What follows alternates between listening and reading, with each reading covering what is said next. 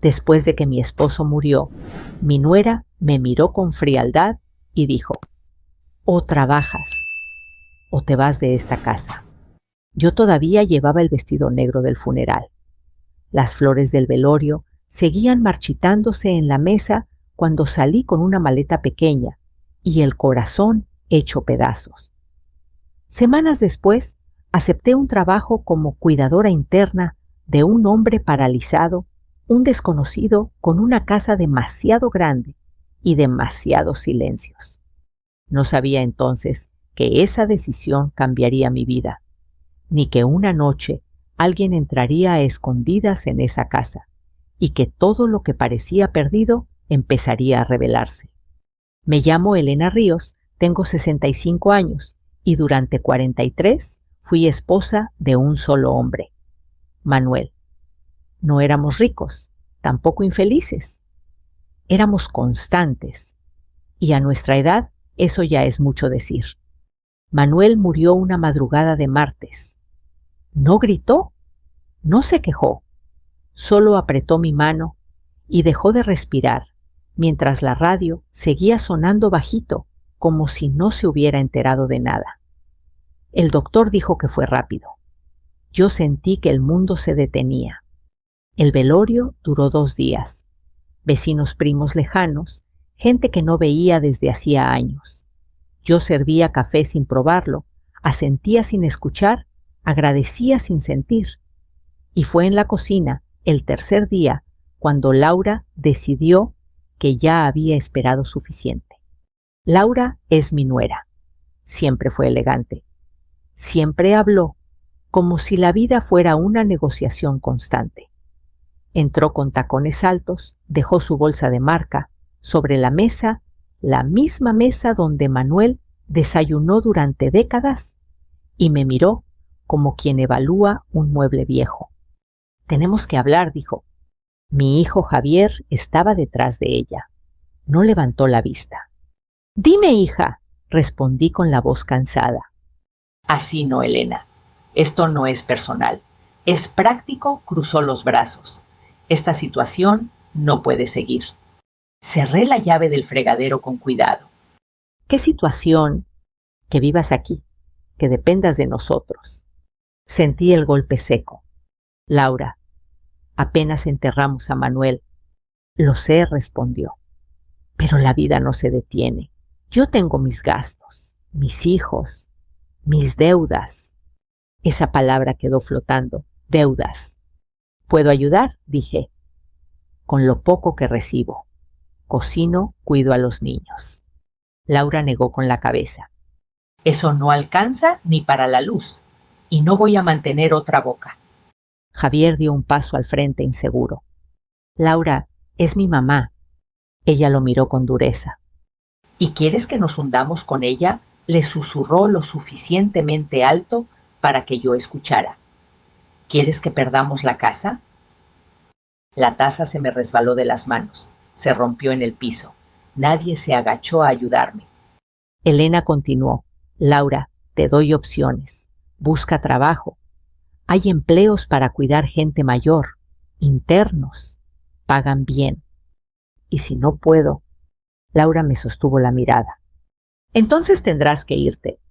No gritó, no insultó, y eso fue lo peor. Esa noche dormí en la sala. Escuché a Javier discutir en voz baja con su esposa. Palabras como banco, plazos, embargo. Al amanecer, entendí que ya no había lugar para mí. Me fui 2 días después. Con una maleta, dejé atrás una casa que ya no me pertenecía, aunque llevara mi nombre en cada pared. Las semanas siguientes fueron una mezcla de vergüenza y cansancio.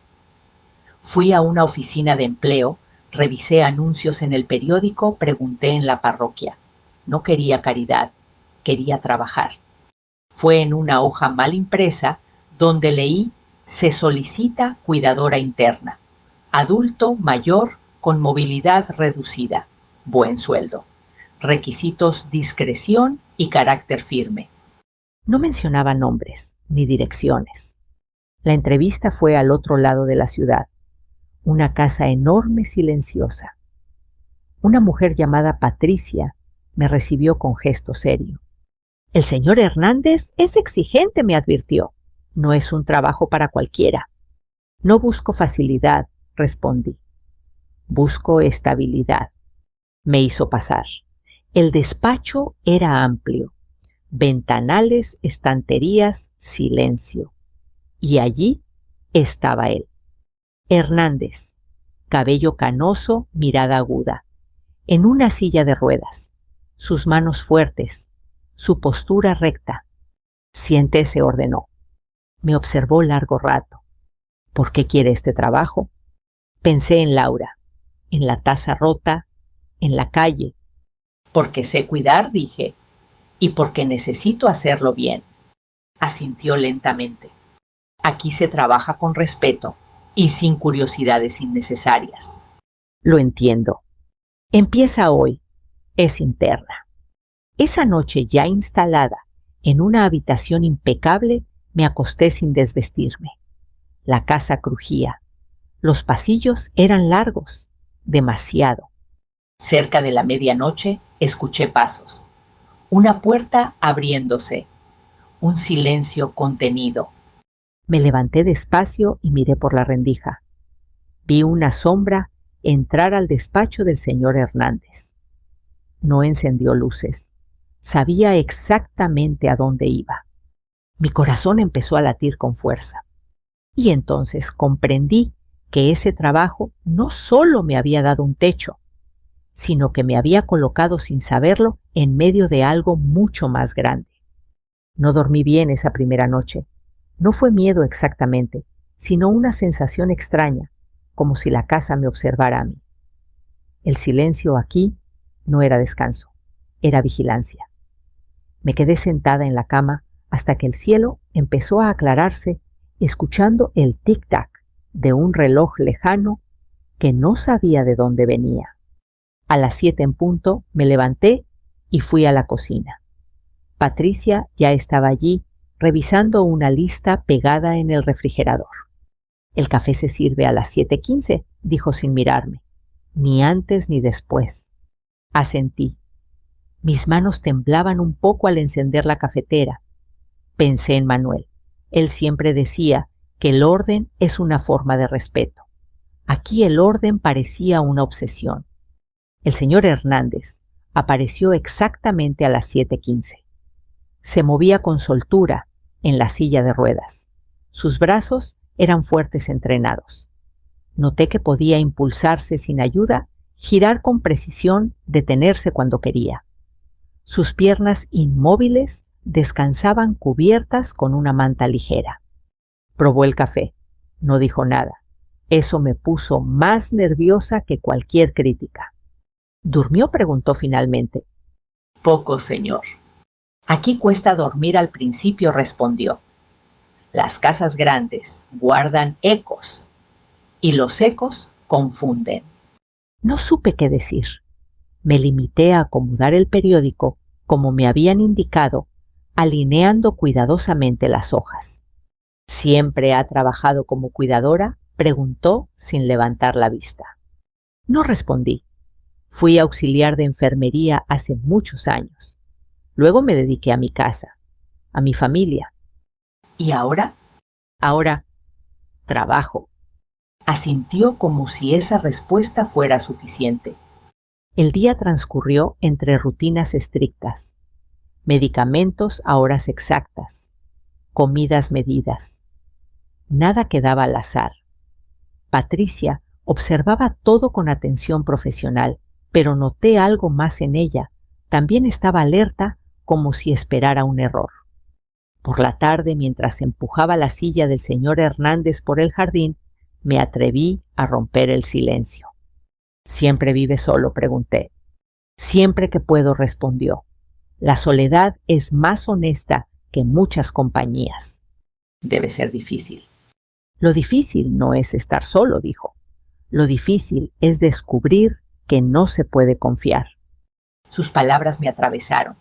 Pensé en Laura, en Javier, en cómo una casa llena puede volverse extraña de un día para otro. Esa noche, mientras ordenaba la cocina, Patricia se me acercó. «Quiero ser clara con usted, señora Ríos», dijo en voz baja. «Aquí no buscamos simpatía, buscamos estabilidad. Eso quiero yo también». Me sostuvo la mirada. «Entonces haga solo su trabajo y no se meta donde no la llaman». Asentí, pero ya era tarde para no haber visto nada. Cerca de las 10 mi teléfono vibró. Un mensaje de Javier. «Mamá, ¿estás bien?» Me senté en la cama antes de responder. «Sí, estoy trabajando». Pasaron unos segundos. «Laura dice que ese lugar no es seguro, que deberías volver». Sentí un nudo en el estómago. «No tengo a dónde volver», escribí.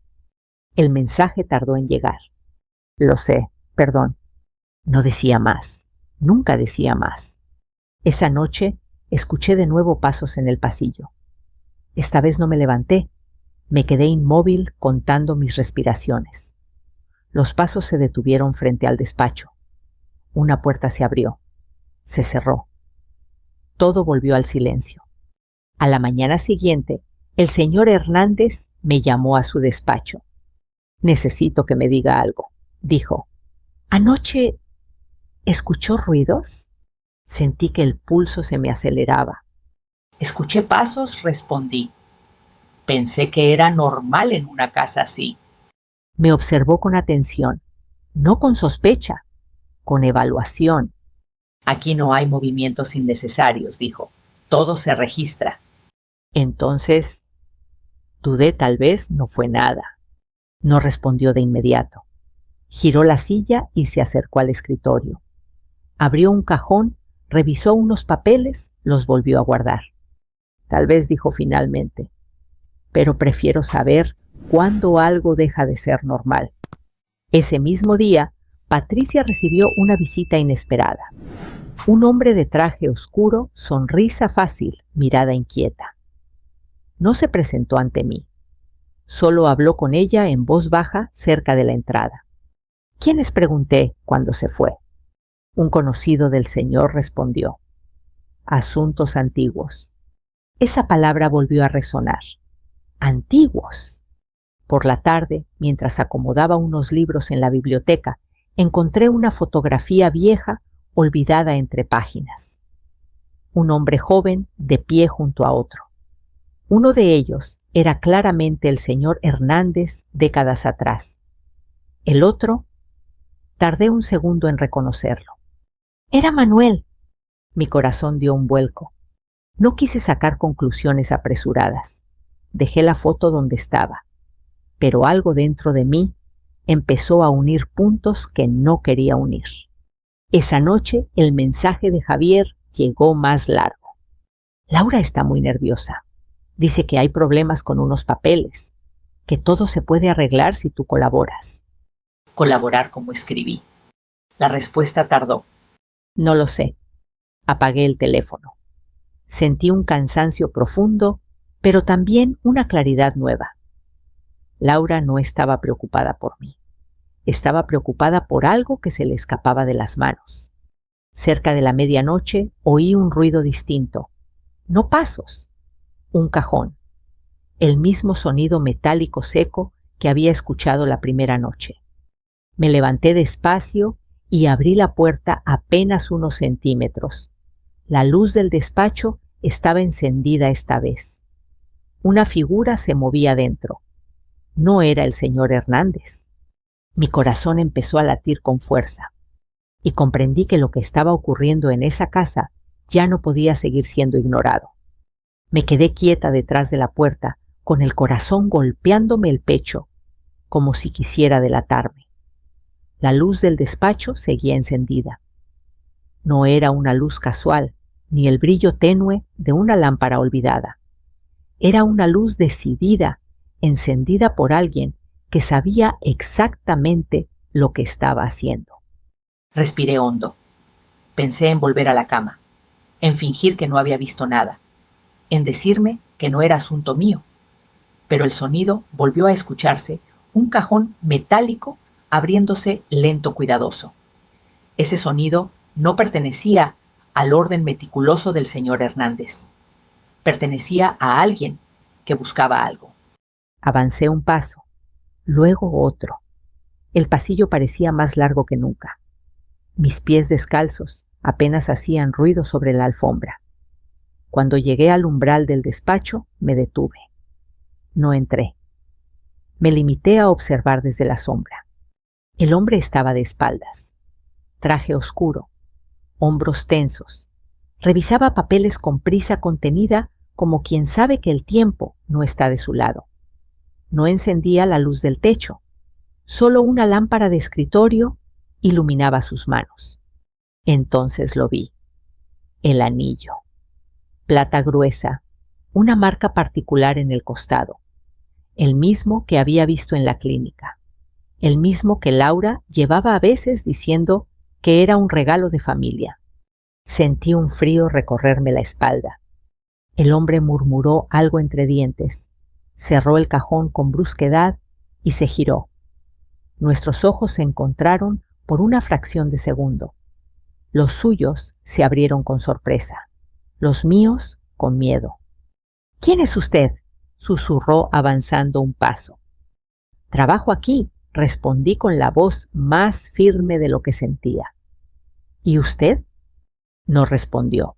En lugar de eso, retrocedió midiendo la distancia hasta la puerta. No ha visto nada, dijo.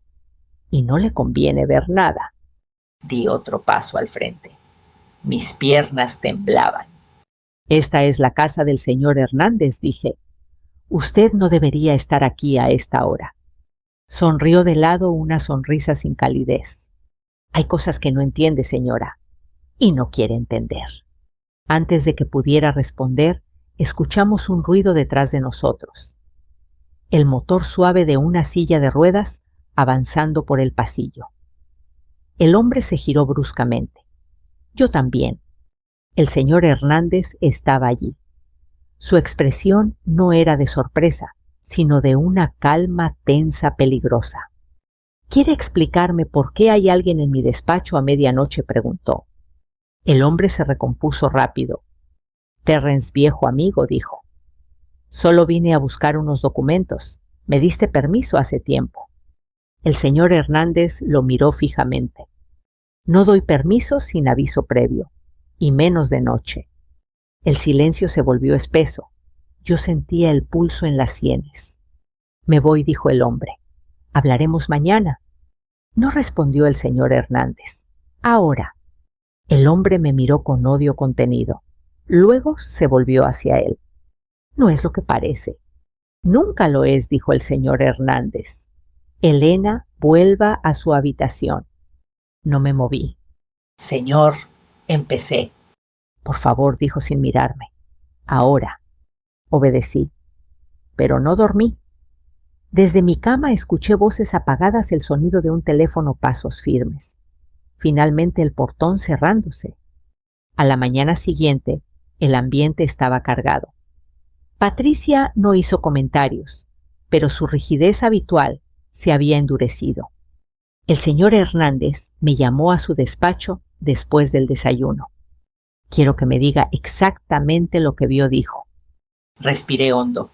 Esta era la elección que había estado evitando. Vi a ese hombre entrar 2 noches seguidas, respondí. Revisaba cajones, buscaba papeles. ¿Lo conocía? Lo vi antes, con una mujer, en la clínica. No dije el nombre, aún no. El señor Hernández cerró los ojos un momento. Ese hombre es Luis Calderón, dijo, un socio antiguo. Pensé que ya no tenía llaves. Las tenía, respondí. Asintió lentamente.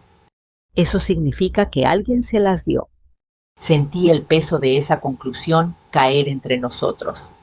Señor, dije con cuidado, hay algo más. Me miró. ¿Mi nuera? Tragué saliva.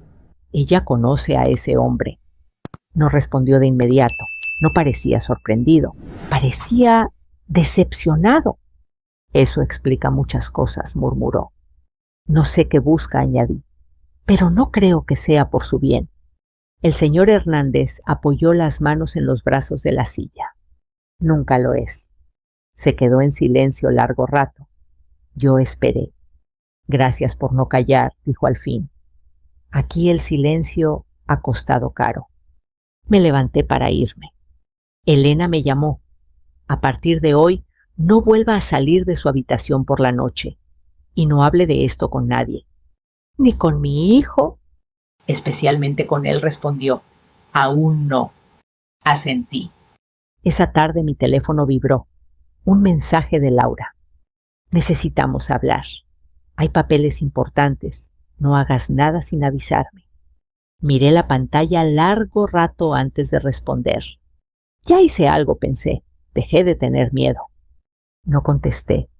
Y supe con una certeza que me apretó el pecho que la próxima vez que Laura apareciera, ya no sería para fingir preocupación. El día amaneció con una calma engañosa.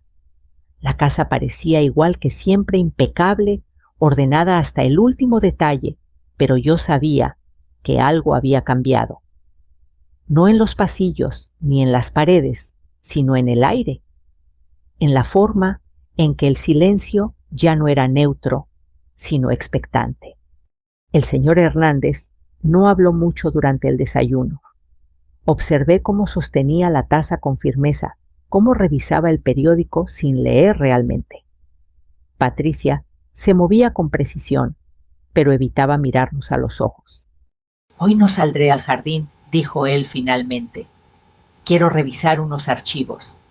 Asentí y me retiré a mis tareas. Mientras ordenaba la biblioteca, mis ojos volvieron a la fotografía que había encontrado el día anterior. La saqué con cuidado. Manuel y Hernández, jóvenes de pie uno junto al otro. No parecían simples conocidos. Había algo en la postura, en la cercanía, que hablaba de confianza. La guardé en el bolsillo de mi delantal sin saber por qué. Quizá porque no estaba lista para hacer preguntas. Quizá porque algunas respuestas pesan demasiado. A media mañana mi teléfono vibró de nuevo. Laura. No me ignores, Elena. Esto nos afecta a todos. Respiré hondo y no respondí. Poco después, Javier llamó. Dudé antes de contestar. Mamá, dijo, Laura está muy alterada. Dice que hay problemas con unos papeles antiguos, que tú sabes algo. ¿Tú qué crees?, pregunté. Hubo un silencio largo. No lo sé, admitió. Solo sé que estamos ahogados. La hipoteca, el coche, el negocio, todo salió mal. Eso no justifica echar a tu madre, respondí con suavidad, ni mentir. Su voz se quebró. Lo sé, y no supe detenerla. Colgué con el corazón apretado. Javier no era malo, era débil. Y esa debilidad había abierto la puerta a todo lo demás. Por la tarde, el señor Hernández me pidió que lo acompañara al despacho. Cerró la puerta y señaló una silla frente a él. Encontré algo, dijo. Extendió una carpeta. Dentro había documentos antiguos, correspondencia, contratos ya vencidos. Conocí a Manuel hace muchos años, continuó. Trabajamos juntos en un proyecto que salió mal, muy mal. Él fue el único que no me dio la espalda cuando las cosas se torcieron. Levanté la vista sorprendida. Nunca me habló de eso. Era discreto, dijo, y leal. Dos cualidades raras. Abrió una carta. La letra me resultó familiar. Me escribió cuando supo que yo había sufrido el accidente. Añadió. Me ofreció ayuda, sin pedir nada a cambio. Sentí un nudo en la garganta. Entonces, por eso aceptó el fideicomiso. En parte respondió, pero también porque vi algo más. Una previsión. Manuel sospechaba que alguien cercano podría intentar aprovecharse cuando él faltara. Pensé en Laura, en sus palabras medidas, en su prisa. No sabía quién continuó. Yo tampoco. Solo sabía que debía dejar constancia. Guardó los papeles. No creo que su nuera haya planeado todo desde el principio, dijo, pero sí creo que cuando vio una oportunidad, no dudó. Asentí en silencio. Aún no tengo pruebas suficientes, añadió, y no me gusta acusar sin ellas. Laura no esperará, respondí. Ya empezó a presionar. Como si mis palabras la llamaran el timbre, sonó con fuerza minutos después. Patricia entró con el rostro tenso. Es la señora Mendoza, anunció. Dice que necesita hablar con usted ahora. El señor Hernández asintió. Que pase. Laura entró con el paso firme de quien se rehúsa a mostrarse derrotada. Vestía de negro, sobria, casi correcta, pero sus ojos delataban el cansancio. Elena dijo, «Tenemos que arreglar esto». ¿Arreglar qué?, pregunté. Los malentendidos, respondió. Los papeles, las sospechas. Miró al señor Hernández. No quiero problemas legales. Nadie los quiere. Curioso, respondió él, porque parecen seguirla. Laura apretó los labios. Yo solo quiero proteger a mi familia, dijo. Javier está al límite. Los niños... Su voz tembló apenas. No puedo permitir que todo se venga abajo. ¿Y para eso necesitabas entrar de noche a esta casa?, preguntó él. Laura se tensó. No sé de qué habla. El silencio fue largo, denso.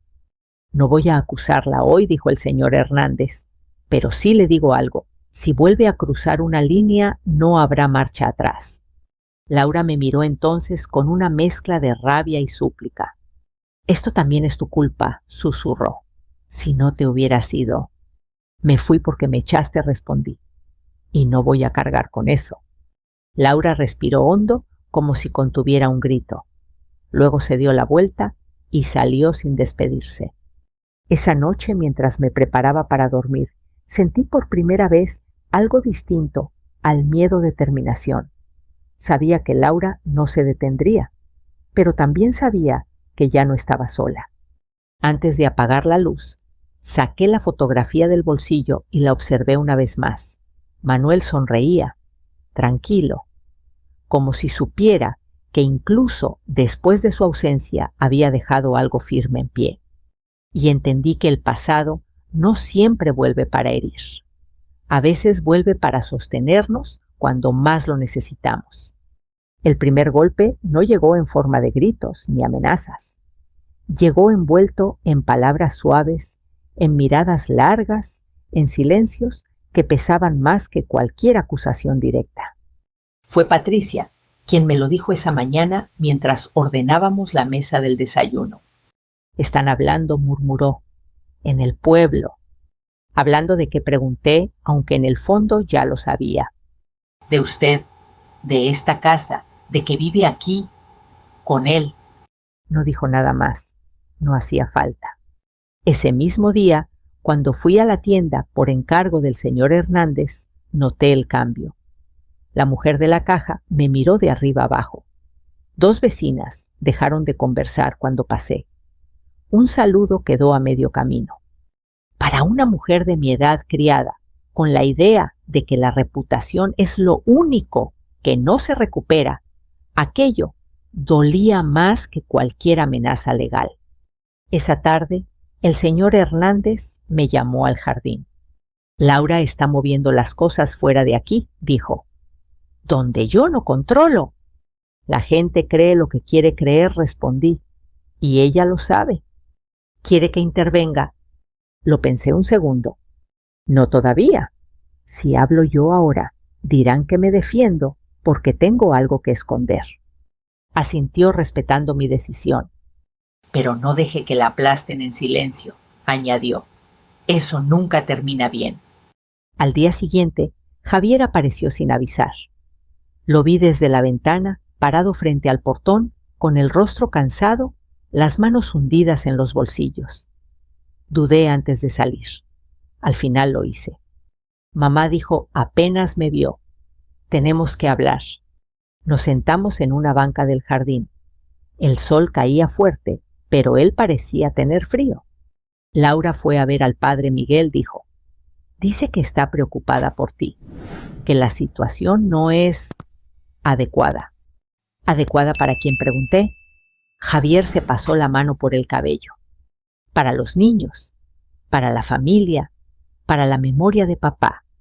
Ese nombre papá todavía me dolía. ¿Y tú qué piensas?, pregunté. No lo que ella te dijo que pensaras. Le costó responder. Creo que Laura se pasó, admitió. Pero también creo que tiene miedo. Todo se nos vino encima, mamá. Las deudas, el banco. Me miró con vergüenza. Yo firmé cosas que no debía. Lo sé, respondí con suavidad. Y lo siento. Pero eso no te daba derecho a echarme. Asintió con los ojos húmedos. No supe cómo detenerla. Siempre hay una forma, le dije.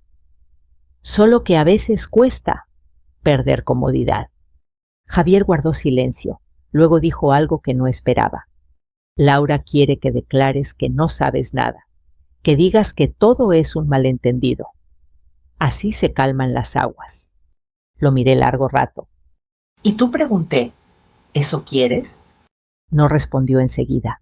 Finalmente negó con la cabeza. No, estoy cansado de mentir. Ese fue el primer paso. 2 días después, el padre Miguel anunció una reunión comunitaria en la parroquia. Para aclarar rumores, dijo. Sabía que no era casualidad. Entré con paso firme, no bajé la cabeza, no la levanté de más. El señor Hernández insistió en acompañarme. Patricia también fue. Laura estaba allí, vestida con sobriedad, el gesto contenido. Parecía una mujer preocupada, no una acusadora. Eso la hacía más peligrosa. Solo quiero proteger a mi suegra, dijo cuando le dieron la palabra. Está pasando por un momento vulnerable. Vive con un hombre que apenas conoce. La gente habla. Un murmullo recorrió la sala. Sentí el peso de todas esas miradas. Entonces respiré hondo y hablé. No vivo de rumores, dije. Vivo de mi trabajo, de mi dignidad. Laura me interrumpió. Pero usted está en casa de un hombre rico. Eso es lo que todos ven. La miré con calma. ¿Y usted vive de deudas y mentiras?, respondí. Eso es lo que yo veo. El murmullo creció. El padre Miguel levantó la mano. Aquí no estamos para juzgar, sino para escuchar la verdad. Fue entonces cuando Javier se levantó. Yo firmé, dijo, bajo presión, y mentí para proteger a mi esposa. Mi madre no hizo nada malo. Laura se volvió hacia él pálida. Javier, basta, respondió. Ya es suficiente. El silencio fue total. Laura bajó la mirada.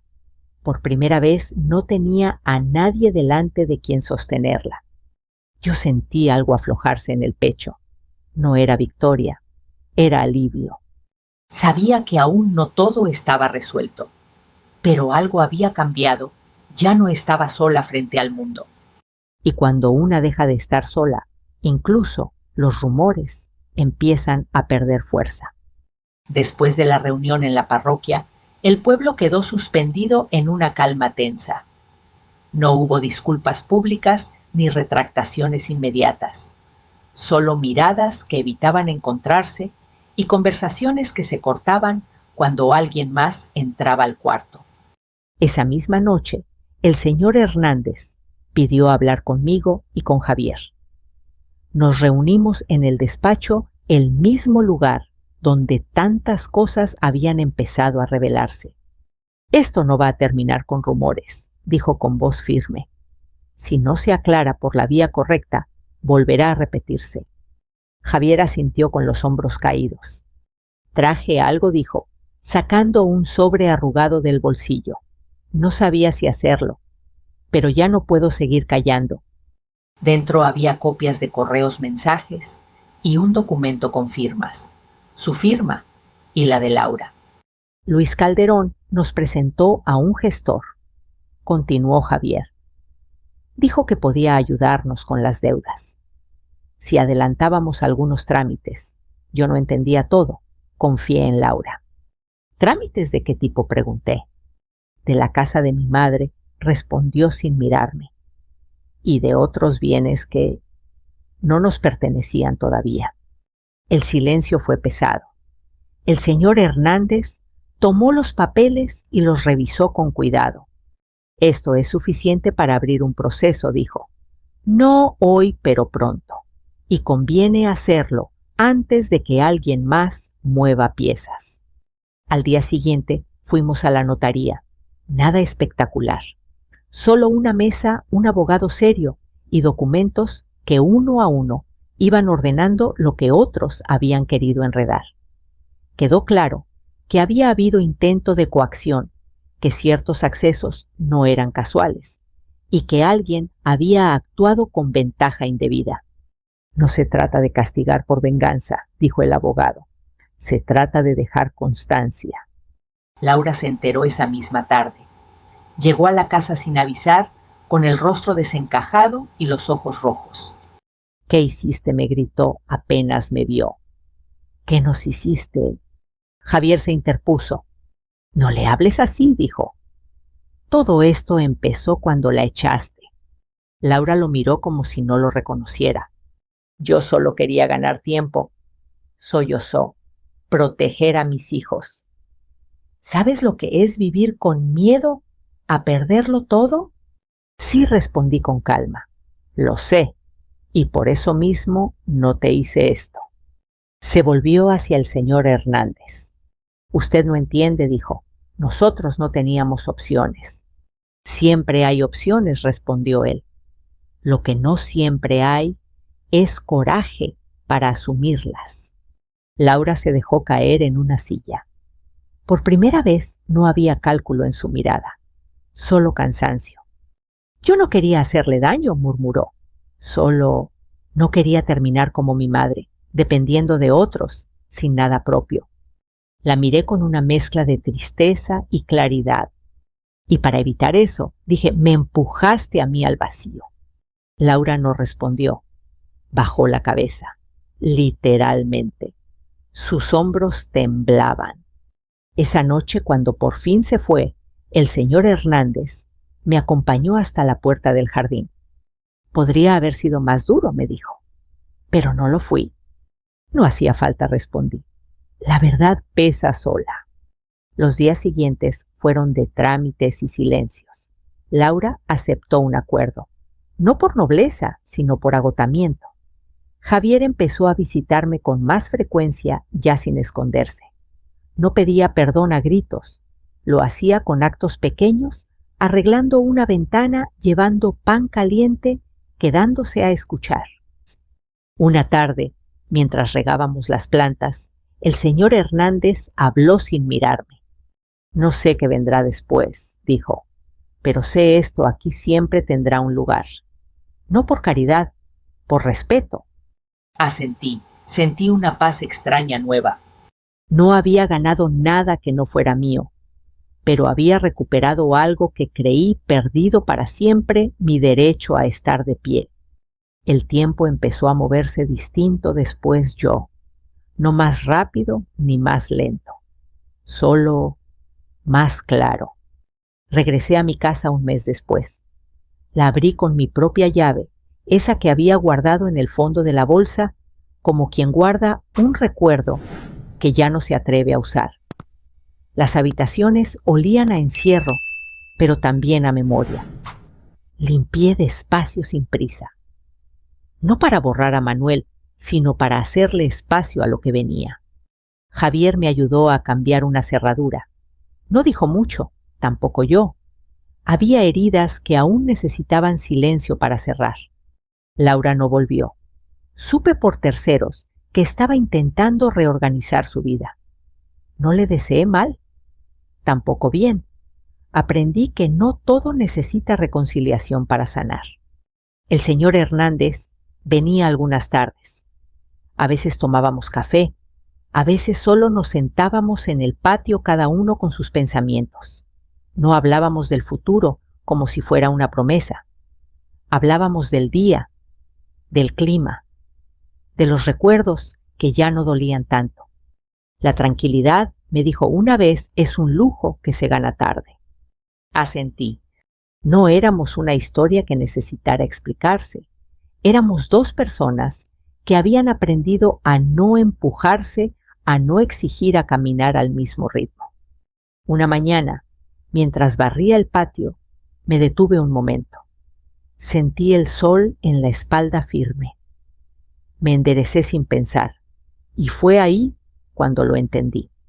No había recuperado una casa, no había ganado una batalla. Había recuperado mi postura frente a la vida.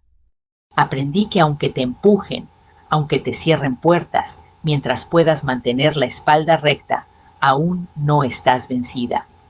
Y que nunca, a ninguna edad, es demasiado tarde para empezar de nuevo, si lo haces desde la dignidad. Si algo aprendí, es esto: nunca es tarde para recuperar la dignidad. Nunca es tarde para decir basta. Nunca es tarde para elegir vivir sin miedo. Si esta historia te tocó, de alguna manera, no la guardes en silencio. Cuéntame desde qué ciudad me estás escuchando. A veces, saber que no estamos solos cambia más de lo que imaginamos. Aquí seguiremos compartiendo relatos que hablan de la vida de las caídas y de cómo levantarse con la frente en alto. Si quieres acompañarnos en este camino, suscríbete y no te pierdas la próxima historia. Gracias por quedarte hasta el final. Gracias por escuchar.